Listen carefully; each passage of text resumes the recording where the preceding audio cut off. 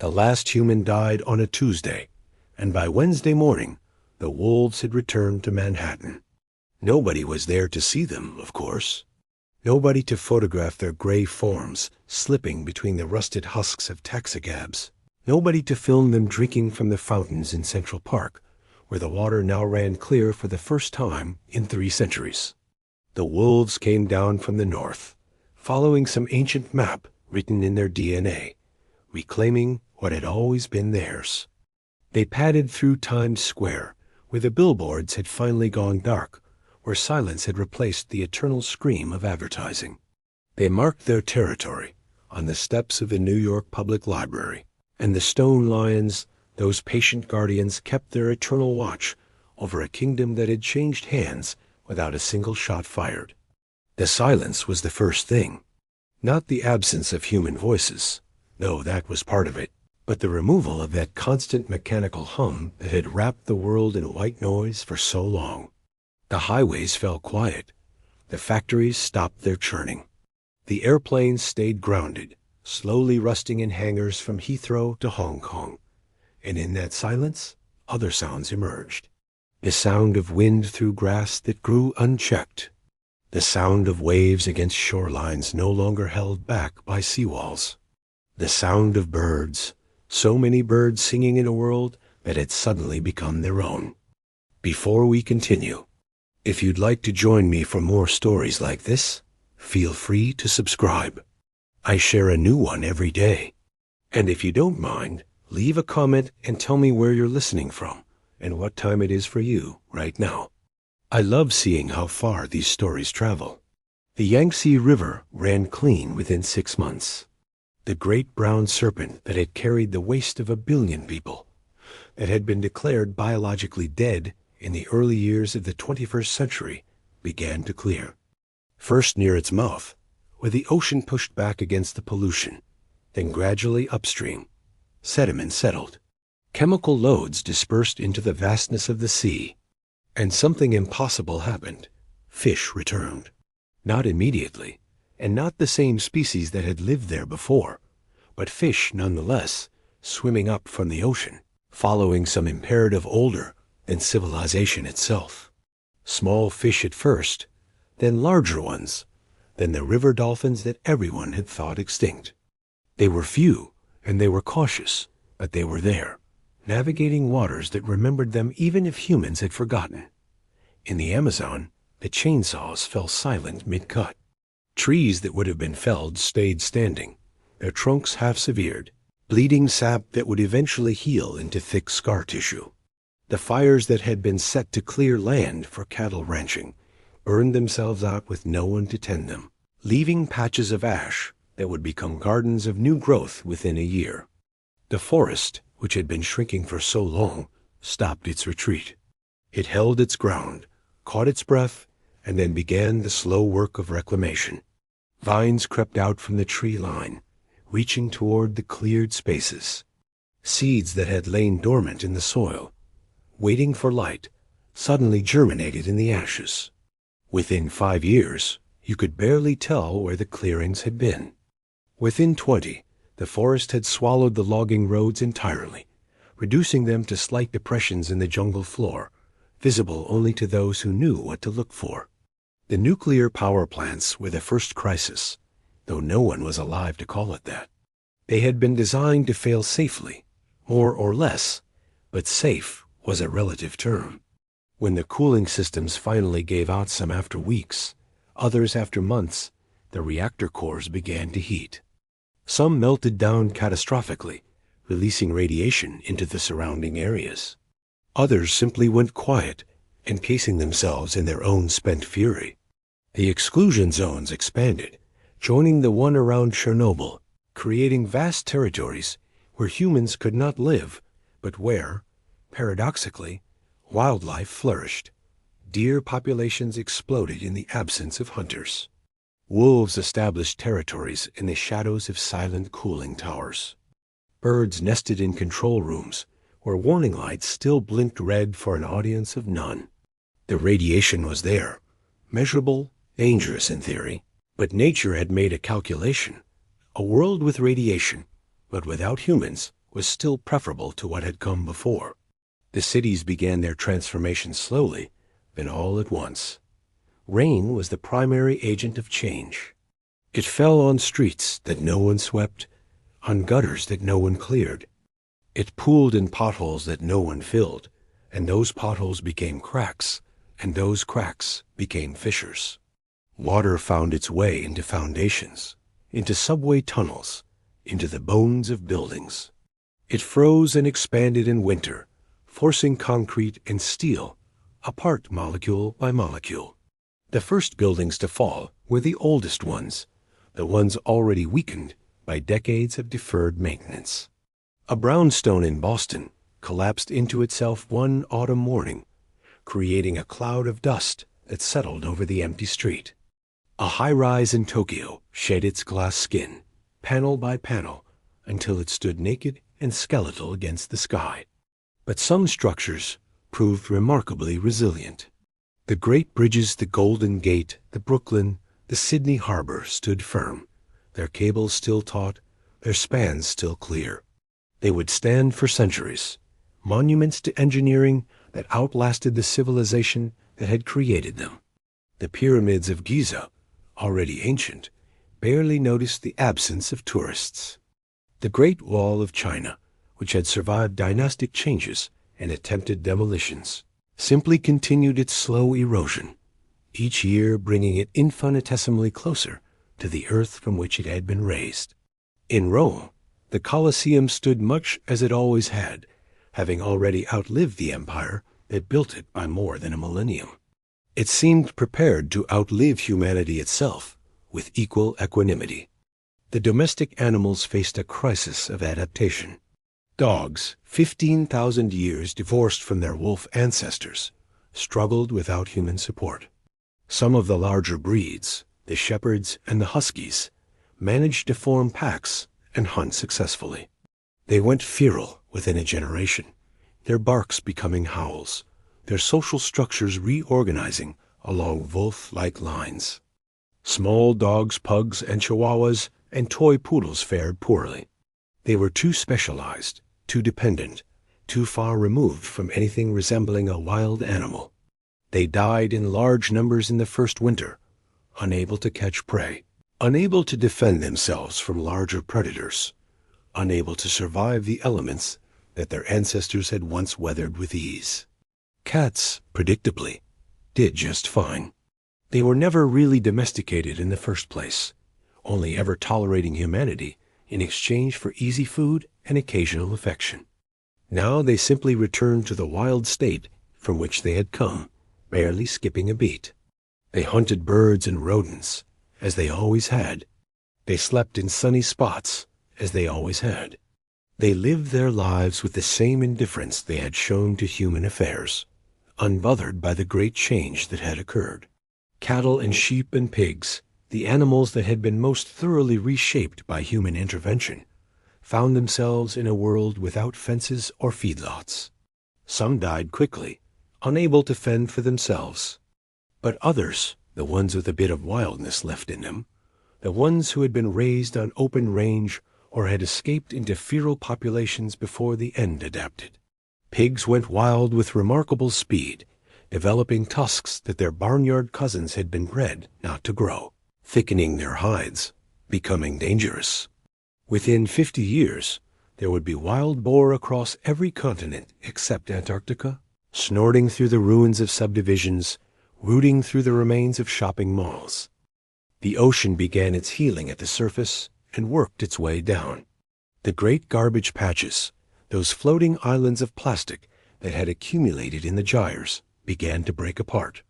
UV radiation from the sun made the plastic brittle, and waves fragmented it into smaller and smaller pieces.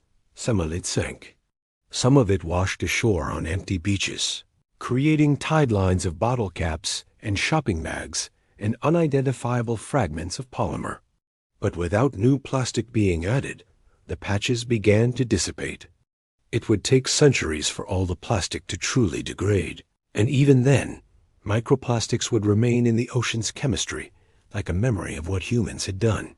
But the visible accumulations, The horror show of garbage that had floated on the surface began to fade. Fish populations, which had been pushed to the brink by industrial fishing, began a slow recovery. Bluefin tuna, whose numbers had dwindled to a tiny fraction of their historical abundance, found the ocean suddenly empty of long lines and nets. They spawned unmolested in the Mediterranean. Their numbers grew. Cod returned to the Grand Banks, where they had once been so thick that sailors claimed you could walk across the water on their backs. That density would never return. The ocean had changed too much, but cod swam there again nonetheless. Whales, no longer dodged by ships or caught in nets, expanded their ranges. Their populations grew slowly, as populations of large animals do, but they grew. The ocean would never be what it had been before industrial fishing, but it could be something new, something viable, something alive. The coral reefs went through a period of crisis before they began their recovery. The ocean temperatures remained elevated. Humans had put enough carbon into the atmosphere to ensure warming for centuries, and that warmth continued to stress the coral. Bleaching events occurred. Reefs that had already been damaged continued to die. But then, gradually, something shifted. The coral that survived was the coral that could tolerate the warmer water. It reproduced. Its offspring, selected by this new environment, spread. New species of coral emerged, evolved for a warmer ocean. The reefs began to recover, but they were different reefs, built by different coral, home to different fish. They were not worse, necessarily, but they were changed. They were the reefs of the Anthropocene, built on the bones of what came before. Plant life responded to the absence of humans with explosive growth.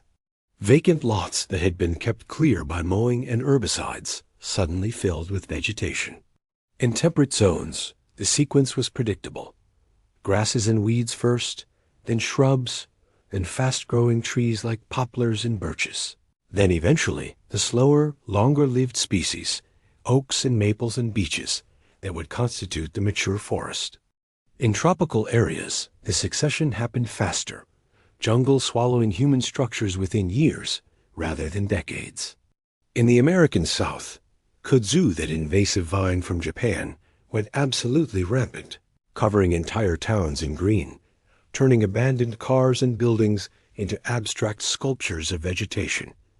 Forests that had been clear-cut began to regrow. The process was faster than most people would have expected. A clear-cut forest in the Pacific Northwest would have young trees within 5 years, a recognizable forest within 20, and something approaching old growth within 200 years. It wasn't the same as the original forest. The soil had been compacted by logging equipment. Invasive species had established themselves. The specific composition of tree species had changed, but it was a forest nonetheless. Elk returned to ranges they had been absent from. Wolves followed the elk. The trophic cascades that ecologists had identified began to play out in reverse, systems rebalancing themselves in the absence of human interference. The Sahara Desert, which humans had expanded through overgrazing and poor agricultural practices, began a slow retreat. Without goats and cattle eating every bit of vegetation at the desert's edge, plants gained a foothold. They stabilized soil. They retained water. They created microclimates that allowed other plants to establish. The process was glacially slow, but it was happening. The same occurred at the edges of the Gobi, the Atacama, the deserts of Australia. The expansion of deserts, which had seemed inevitable, reversed itself. In the Arctic, the warming that humans had set in motion continued. Permafrost melted, releasing methane that had been trapped for millennia. That methane accelerated warming, creating a feedback loop that would take centuries to resolve. Ice sheets continued to retreat. Sea levels continued to rise, flooding coastal areas that would not see humans again. But the Arctic ecosystem adapted. Shrubs moved north into the tundra. Trees followed the shrubs. The boreal forest crept northward, claiming territory that had been treeless for 10,000 years. Caribou herds, no longer hunted or disrupted by industrial development, flourished. Polar bears, paradoxically, struggled. They were specialized for a world of sea ice, and that world was disappearing. Some populations died out. Others interbred with grizzly bears, creating hybrid animals that could survive in a changing Arctic.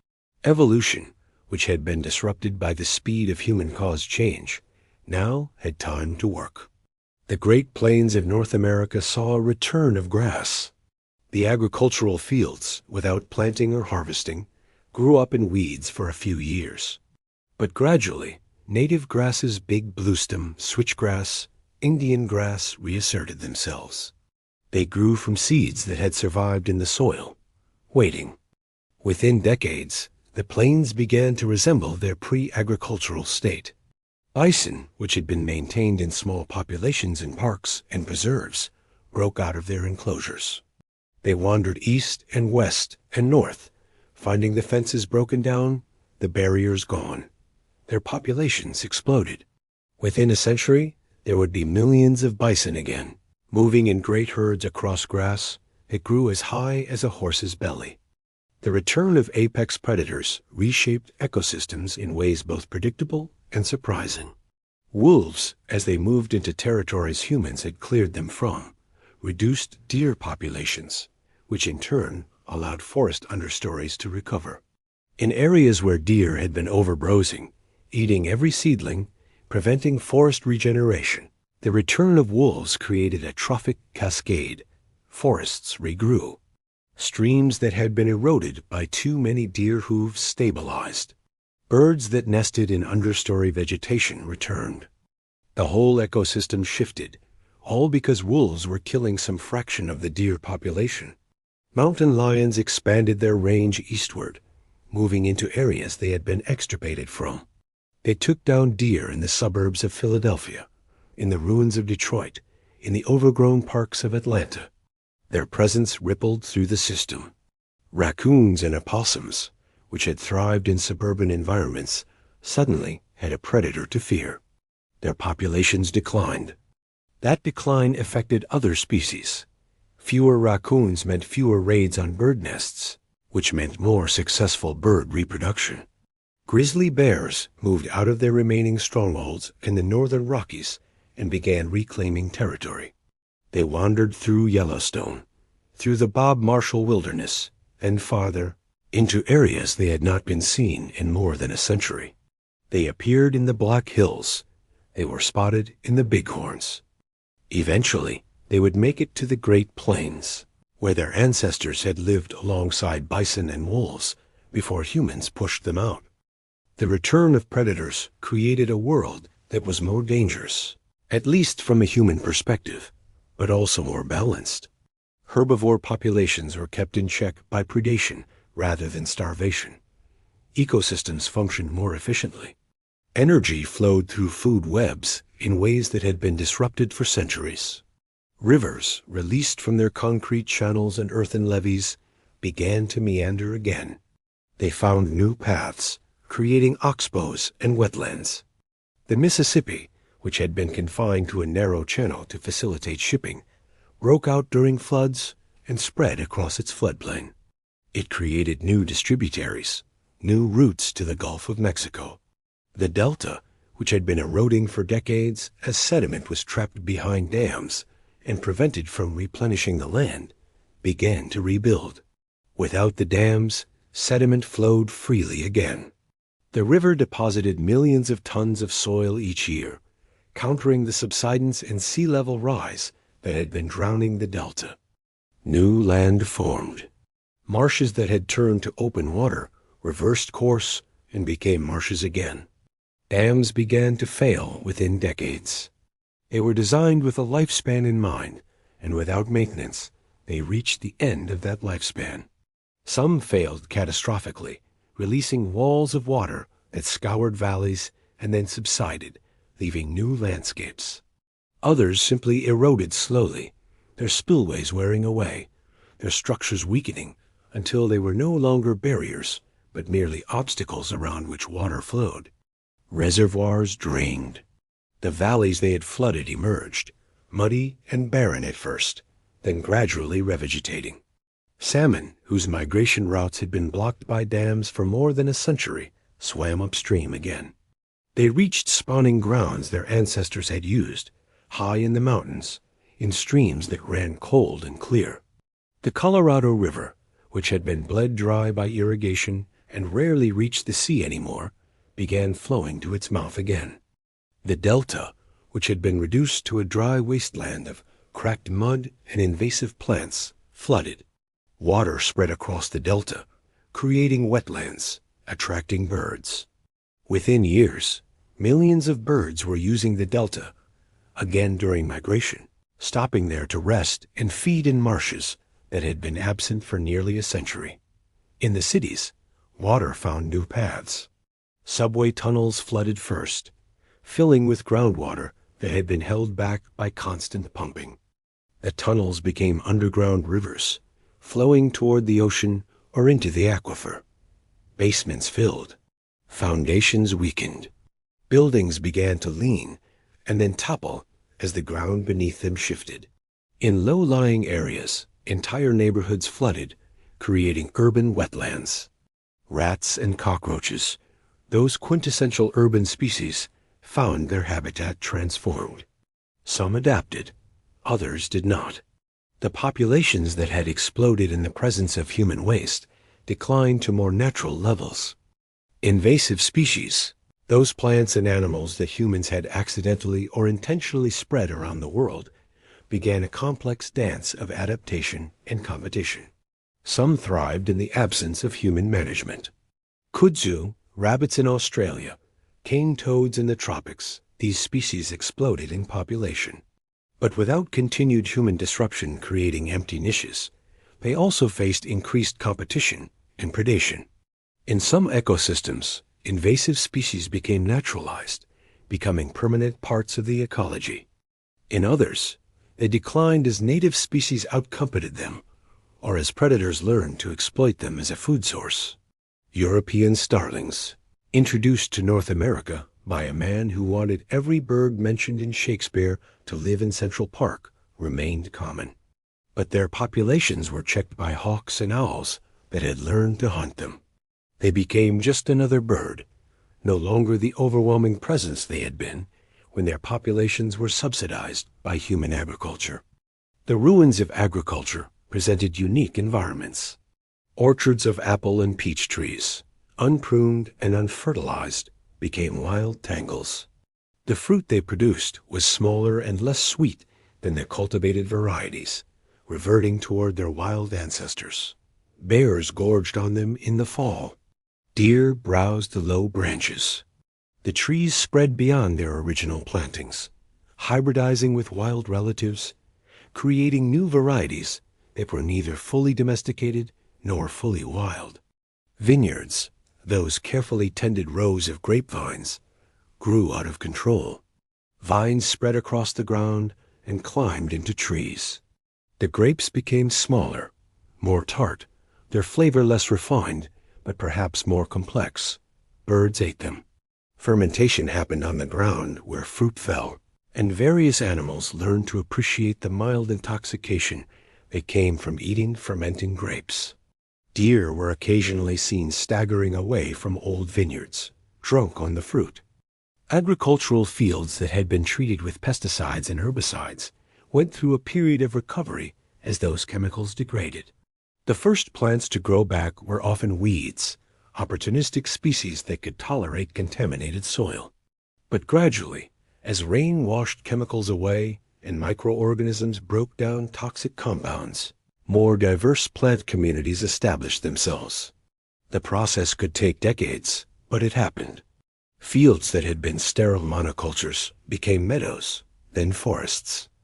The Great Barrier Reef, that vast structure of living coral off the coast of Australia, went through cycles of bleaching and recovery.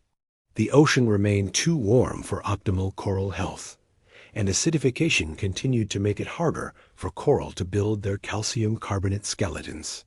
But without the additional stresses of pollution, overfishing, and physical damage from boats and divers, the reef persisted. It changed certain species of coral became more common while others retreated, but it endured. New ecological relationships formed. Fish that had been rare became common. Others disappeared. The reef was not the same as it had been, but it was still there, still humming with life. Antarctica remained the most isolated continent, changed the least by the absence of humans, because it had been changed the least by their presence. The research stations, abandoned, were gradually buried by snow or blown away by katabatic winds. Penguins continued their annual migrations, gathering in enormous colonies, utterly indifferent to the fact that no scientists were there to count them. Seals basked on ice floes. Whales fed in the Southern Ocean, which had become slightly more hospitable as whaling ceased and as the moratorium on fishing around Antarctica meant prey species were more abundant.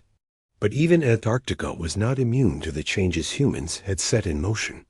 The West Antarctic ice sheet continued its slow collapse, a process that would unfold over centuries. As it melted, sea levels rose. Coastal areas around the world flooded. The Maldives disappeared entirely, becoming a shallow bank beneath the waves. Bangladesh lost a third of its landmass. Florida's southern tip vanished. New Orleans, Venice, Bangkok, these cities were slowly claimed by the sea. The water rose centimeter by centimeter, year by year, flooding buildings from the bottom up, turning streets into canals and canals into open water. Fish swam through Times Square. Sharks cruised what had once been Wall Street. The ocean, which humans had pushed back for so long, reclaimed what had always been its territory. The sky changed. Without the contrails of airplanes, without the emissions from millions of cars and trucks and ships, the atmosphere began to clear. Particulate matter settled out. Smog that had hung over cities for decades dissipated. In Los Angeles, the mountains became visible from downtown every day, not just after a rare rainstorm. In Beijing, blue sky became the norm rather than the exception. Stars that had been invisible in light-polluted skies appeared. The Milky Way stretched across the night sky, above abandoned cities, its ghostly light illuminating ruins that would soon be reclaimed by the forest. The climate continued to warm for centuries. Humans had put enough carbon into the atmosphere to ensure that but without continued emissions, the rate of warming slowed. The feedback loops that scientists had feared runaway methane release. Total loss of ice sheets, collapse of ocean currents occurred, but did not spiral completely out of control. The planet warmed, then stabilized, then very slowly began to cool as the excess carbon was gradually absorbed by the ocean and by the recovering forests. It would take tens of thousands of years for atmospheric carbon to return to pre-industrial levels. The planet had been pushed into a new stable state, warmer than before, with higher sea levels, with different patterns of rainfall and vegetation. It was not the same world it had been, but it was a world that could support life. Radiation from the failed nuclear power plants created exclusion zones, but those zones became refuges. In the forests around Chernobyl, scientists had observed before the end that wildlife was thriving despite measurable radiation exposure. The same pattern repeated itself. Wolves, lynx, bears, eagles, they all lived in the shadow of the destroyed reactors. Their populations limited more by habitat and prey than by radiation. They developed cancers at slightly higher rates than populations outside the exclusion zones, but the absence of humans more than made up for it. They lived, they bred, they died. The radiation was a cost they paid, one they never knew about, one that mattered less than the abundance of prey and the absence of hunters. The cities became jungles of a unique sort. Skyscrapers sprouted trees from their upper floors, where wind-blown seeds found purchase in accumulated soil. Vines climbed facades, their roots working into mortar and concrete, slowly pulling buildings apart. Rats and pigeons, those quintessential urban species, were joined by hawks and owls. Peregrine falcons, which had adapted to nesting on skyscrapers, continued to do so even as those skyscrapers crumbled. They perched on window ledges and raised their young, teaching them to hunt the pigeons that flocked in the ruins below. Central Park, that great rectangle of green in the heart of Manhattan, became true wilderness. The carefully tended lawns went to seed. The trees, no longer pruned, grew wild. The lake, no longer cleaned and maintained, became murky and then clear again as an ecosystem established itself. Fish appeared, their eggs likely carried in on the feet of ducks. Turtles basked on logs. Herons stalked the shallows. Within 50 years, you could stand in Central Park and not see a single human-made object. The city was still there, just beyond the tree line, but the park had been reclaimed. In the suburbs, the transformation was fastest of all. Suburban homes, those wood-frame structures that had been built quickly and cheaply, decayed rapidly without maintenance. Roofs leaked. Water damage spread. Mold bloomed. Within a decade, most suburban homes were uninhabitable. Within 3 decades, many had collapsed. The lots they had occupied filled with vegetation. Driveways cracked and buckled, becoming streams during rain. Cul-de-sacs filled with sediment and plant life, becoming ponds and meadows. The suburbs, that great experiment in spreading humanity thinly across the landscape, dissolved. The landscape reasserted itself. Shopping malls, those cathedrals of consumerism, became enormous greenhouses.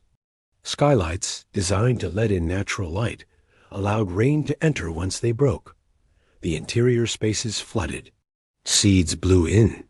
Forests grew inside malls, trees reaching toward the skylights, their roots cracking the concrete floors. In the Pacific Northwest, where rainfall was abundant, malls became indoor rainforests, humid and green, inhabited by deer and raccoons that wandered in through broken entrances. Parking lots, those vast expanses of asphalt, took longer to break down than most structures. But they too succumbed eventually. Asphalt is just petroleum and aggregate, and petroleum degrades. Cracks appeared, water infiltrated. Freeze-thaw cycles widened the cracks. Plants rooted in them. Within a century, most parking lots had fragmented into rubble, with plants growing between the fragments. Within 2 centuries, they were barely recognizable, just areas of disturbed soil with a higher concentration of gravel than the surrounding landscape. Highways became linear forests. Without maintenance, they degraded quickly. Potholes appeared, filled with water, became ponds. Overpasses, their rebar rusted and weakened, collapsed. Trees sprouted in the median, then spread across the lanes. Within decades, you could barely trace the path of the interstate. Within a century, it was gone, just a slight clearing in the forest where trees grew less densely, where the soil was still compacted and poor. Airports, those vast flat expanses of concrete runway, took longer to reclaim. But even concrete has a lifespan. It cracked. Plants found those cracks. Runways became fields of flowers. Control towers, those tall structures designed for visibility, became nesting sites for hawks and falcons. Hangars, vast echoing spaces, housed colonies of bats that flew out at dusk in great spiraling clouds. The border wall between the United States and Mexico, that barrier that had been built and rebuilt and expanded, became a peculiar artifact. In some places, it fell quickly, toppled by floods or undermined by erosion. In others, it stood for decades, a rust-streaked monument to fear and division. But it was porous. Animals moved through gaps and over it, and under it. Plants grew up against it, eventually over it. It became less a barrier and more a linear habitat, a place where species from both sides mingled and interbred. Nuclear weapons, those devices humans had built to destroy themselves, sat in their silos and bunkers and submarines. Warheads required maintenance to remain functional, and without that maintenance, they slowly became inert. Tritium decayed. Electronics degraded. Conventional explosives broke down. Within decades, most nuclear weapons were no longer capable of detonation. They remained radioactive, dangerous to handle, but they were no longer functional as weapons. They became, in essence, very expensive dirty bombs, hazardous waste that would require careful management to clean up if anyone had been around to do so. But no one was. They sat in their bunkers, slowly decaying, a threat that diminished year by year. The International Space Station, humanity's outpost in orbit, continued to circle the Earth for a time. Its orbit decayed slowly, pulled down by the thin atmosphere at its altitude. Eventually, after years of silent operation, its solar panels still generating power, its systems still running on automatic, until they failed one by one, it fell. It broke apart on re-entry, most of it burning up in the atmosphere, some pieces falling into the ocean. A few fragments, scorched and twisted, landed in unpopulated areas, becoming strange artifacts for no one to find. The satellites in higher orbits remained, circling endlessly. Geostationary satellites, parked in that special orbit where they matched Earth's rotation, stayed in place for millennia. They became, in effect, a new ring around the planet, invisible to the naked eye, but there nonetheless, a memorial to a species that had briefly reached for the stars before disappearing. Mars rovers, Curiosity and Perseverance and the others continued their missions for a time. They operated on automatic, following their programming, sending data back to Earth where no one received it. Eventually, their systems failed. Dust accumulated on their solar panels. They shut down, becoming monuments on a distant world, markers of humanity's brief moment of exploration. The moon retained the footprints left by Apollo astronauts. Without wind or rain to erode them, they would remain for millions of years, ghostly impressions in the lunar dust, evidence that someone had been there once. Back on Earth, the process of transformation continued. Each year brought new changes, some subtle, some dramatic. A skyscraper collapsed in São Paulo, creating a cloud of dust that spread across the city. A pride of lions was seen in Paris, having somehow migrated from Africa or escaped from a zoo and bred. Elephants appeared in Spain, descendants of animals that had broken free from captivity. They found the climate suitable and the vegetation abundant. Within a century, there would be established elephant populations in southern Europe, the first elephants on that continent in thousands of years. The seasons continued their ancient rhythm. Spring brought new growth. Summer brought heat and thunderstorms. Autumn brought color and harvest for those animals that stored food. Winter brought cold and hardship. Animals died and were born. Plants germinated and grew and died and decayed. The great wheel turned, as it had always turned, but now without human hands, trying to stop it or speed it up or divert it to their purposes. The story of Earth became the story of succession, of ecological recovery, of adaptation and evolution. It became the story of systems rebalancing themselves, of trophic cascades and keystone species, of re-wielding on a global scale.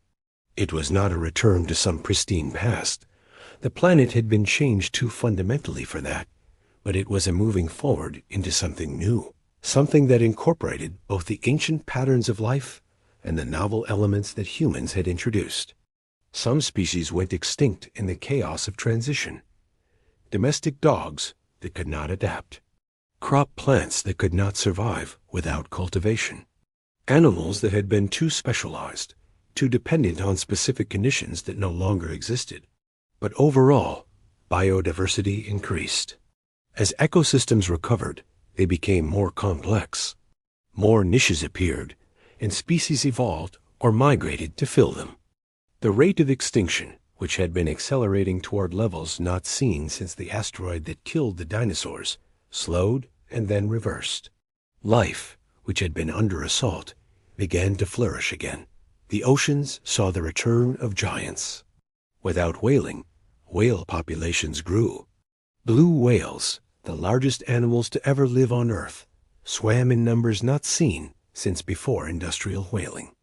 Their songs echoed through the ocean basins, traveling for hundreds of miles. They fed on krill in the Antarctic waters, each whale filtering tons of the tiny crustaceans from the water each day. Their feces, rich in iron and other nutrients, fertilized the surface waters, creating blooms of phytoplankton that fed the krill that fed the whales. The great circle continued. Kelp forests, which had been damaged by warming waters and sea urchin outbreaks, began to recover in some areas. Otters, no longer hunted for their fur, expanded their populations and controlled the urchins. The kelp grew thick, creating underwater forests that sheltered fish and invertebrates. These forests became nurseries for species that had been in decline, giving them shelter and food. Sharks, those ancient predators, continued their role as apex predators of the ocean. Without fishing pressure, their populations stabilized and then grew. Great whites, hammerheads, tigers, makos, they patrolled the oceans, keeping prey populations in check, maintaining the balance of the ecosystem. They were not mindless killers, despite their reputation, but sophisticated predators that played a crucial role in ocean health. On land, megafauna began a slow resurgence. Elephants in Africa and Asia saw their populations increase as poaching ceased. They modified their environments, knocking down trees, creating clearings that benefited other species. They dug waterholes in dry season that other animals used. They were ecosystem engineers, and their recovery had ripple effects throughout their habitats. Rhinos, pushed to the brink of extinction by demand for their horns, began to recover. It would take centuries for their populations to return to historical levels. They reproduced slowly, and they had been reduced to very small numbers, but they were no longer declining. They were holding on, and then slowly increasing. Each new calf was a victory, a step back from the edge of oblivion. Gorillas, chimpanzees, bonobos, orangutans, the great apes, humanity's closest relatives, found their habitats no longer shrinking. The logging stopped. The bushmeat trade ended. They were left alone in their forests. Their populations remained small, constrained by slow reproduction and limited habitat, but they were stable. They continued their lives, unaware that their primary threat had vanished. They foraged and socialized, and raised their young in forests that were slowly expanding again. Tigers recolonized parts of their former range. They moved out of India, spreading into areas of Southeast Asia, and even into Central Asia, where they had been absent for decades. They were adaptable predators, capable of living in a wide range of habitats, as long as they had sufficient prey and cover. With both available, they expanded. Within centuries, tiger populations across Asia had recovered to something approaching their historical abundance. In Africa, lions expanded their range. They moved out of their remaining strongholds in East and Southern Africa, spreading into West Africa, into areas they had been eliminated from during the colonial period. They established prides. They hunted. They held territories against other predators. The great carnivores of Africa, lions, leopards, cheetahs, wild dogs, hyenas, reached a new equilibrium, one that shifted and changed with local conditions. But that was fundamentally more stable than what had existed during the period of human dominance. Birds flourished. Many species of birds had been in decline, threatened by habitat loss, pesticide use, and collisions with buildings and windows. With those threats removed or reduced, bird populations rebounded. Songbirds that had been common only in remote areas appeared in cities.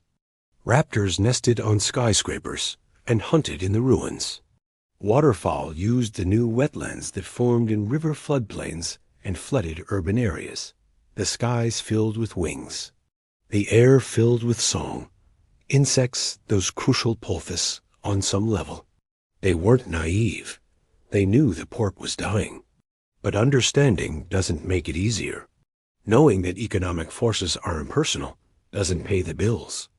Being on the wrong side of history doesn't feel any better for knowing that history is a process without intention or malice. So they kept working, these last workers at the empty port. They showed up for their shifts, did their jobs, went home. They maintained routines that gave structure to their days. They took pride in their work, even as the work itself diminished. They were professionals, and they would remain professionals until the end, whenever that came. The ships that still occasionally arrived were greeted with the same care as always. Lines were caught and secured.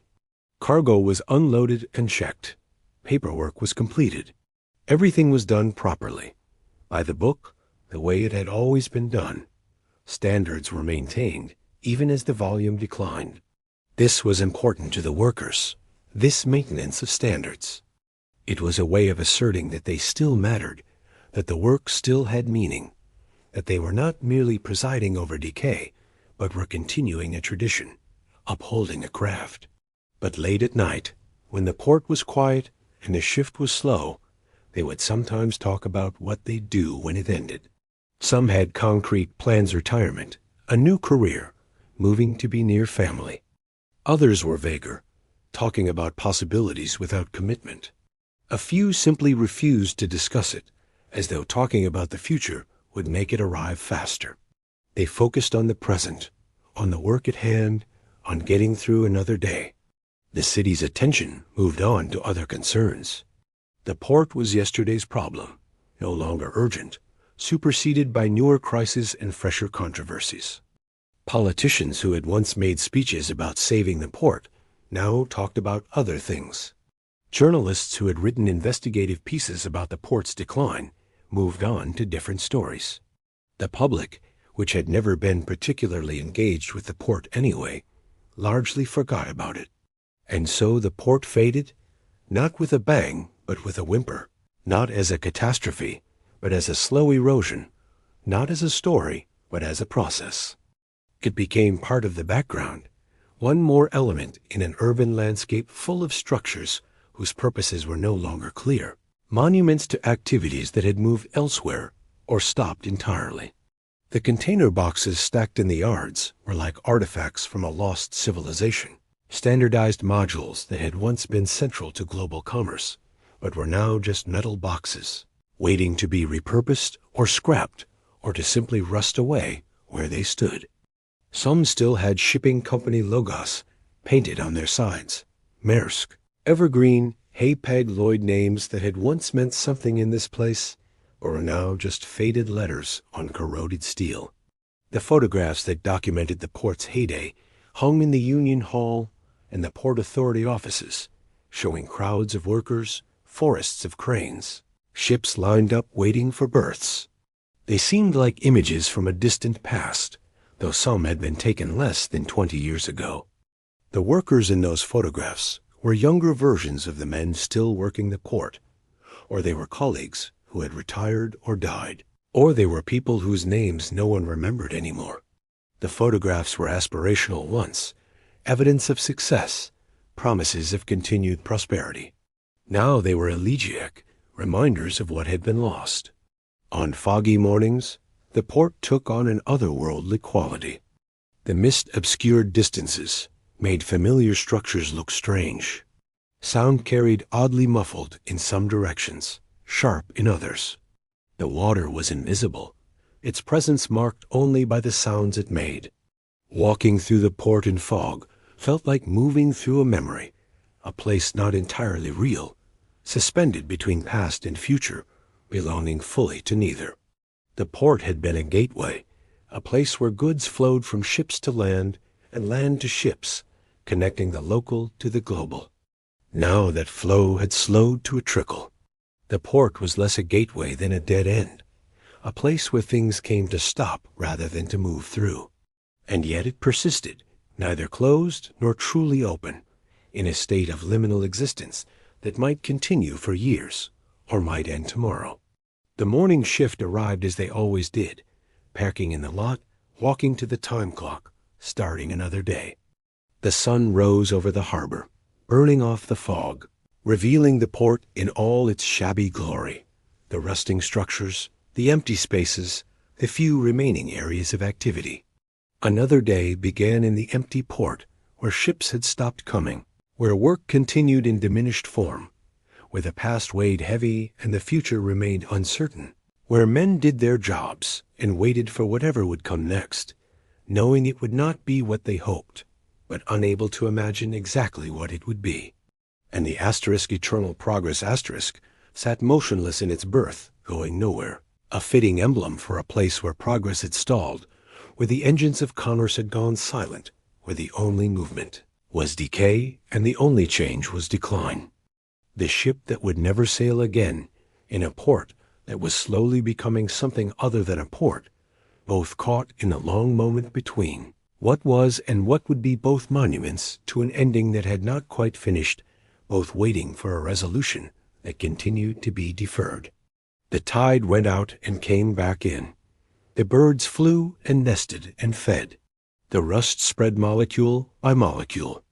And the port stood empty and full of ghosts, a place where ships had stopped coming, and where the absence of ships had become the defining fact, shaping everything, explaining everything, the presence of an absence, the sound of silence, the weight of what was no longer there.